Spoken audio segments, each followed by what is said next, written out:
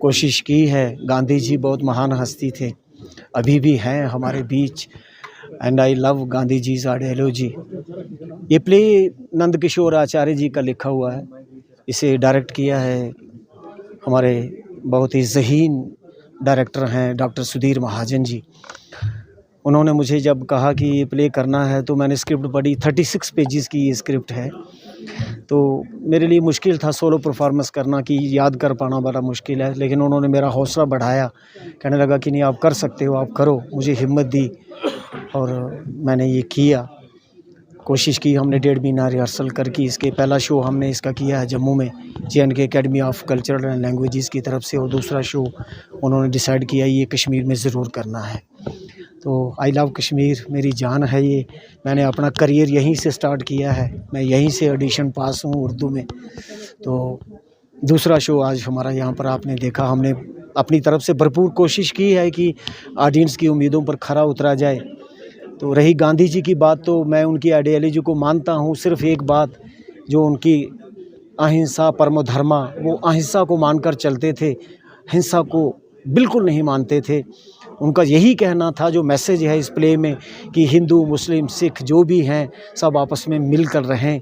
मज़हब कोई भी हो उनको मानिए आप, लेकिन इंसानियत को ज़िंदा रखिए, यही आपके साथ जाएगी। और अगर हम आज इस प्ले को दिखाकर ये दर्शाना चाहते हैं कि इंसानियत को ज़िंदा रखा जाए, तो फिर हम गांधी जी की आइडियोलॉजी को ज़िंदा रख सकते हैं। इसको पहले तो मैं ये बता दूं कि ये नंद किशोर आचार्य हैं, साहित्य अकेडमी और संगीत नाटक अकेडमी अवार्डी हैं।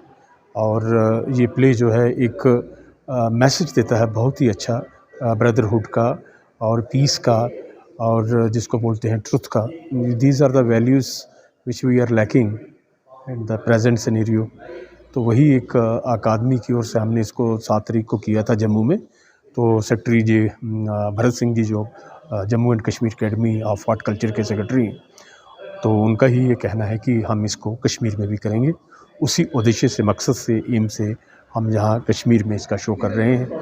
और थिएटर के बड़े सारे जो दिग्गज लोग हैं, जैसे शबीर भट्ट साहब हैं, शबीर मुजाहिद साहब, मुश्ताक अली साहब हैं और अमीन भट्ट हैं, बड़े बड़े सारे लोग जहाँ उसको देखने के लिए आए हैं। अभी तो प्ले चल ही रहा है, आपको पता ही है। अभी ख़त्म होता है तो फिर देखते हैं क्या लोगों का रिस्पांस रहा इसके बारे में।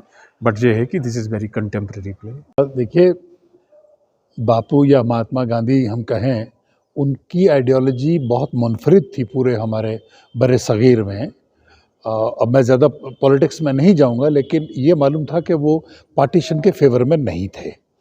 अब फिर और भी लीडर्स थे, अकेले बापू नहीं थे। 2nd रैंक में, 3rd रैंक में और लीडर्स थे, कुछ थे उनमें जो पार्टीशन चाहते थे।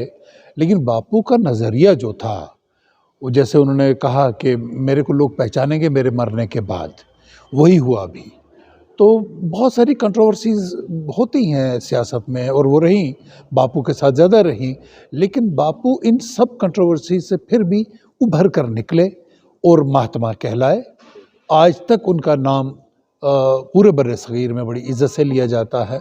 तो वो सब हमें आज इस ड्रामे में देखने को मिला कि क्या क्या हुआ। सरदार पटेल, नेहरू, जिन्ना, इन सब की क्या, या मौलाना आज़ाद की क्या सोच थी, क्या उनका पॉलिटिकल नज़रिया था, तो वो देखने को मिला। एक बड़ी डीप स्टडी थी इस प्ले में। हाँ, तो बापू का जो, या महात्मा गांधी का जो कॉन्सेप्ट है नॉन वायलेंस का, या एक पीसफुल एनवायरनमेंट का, वो मुझे लगता है तब भी रेलेवेंट था, वो आज भी रेलेवेंट है। और दुनिया के हर एक कोने में, क्योंकि उन्होंने साउथ अफ्रीका में अपना वक्त गुजारा था, तो ये जो उन पे जुल्म होते थे नस्ल और रंग की बुनियाद पे, वो उन्होंने साउथ अफ्रीका में भी एक्सपीरियंस किए, वो उन्होंने इंडिया में भी एक्सपीरियंस किए, और वो मुझे लगता है आज भी दुनिया में कहीं ना कहीं वो चीज़ें हो रही हैं।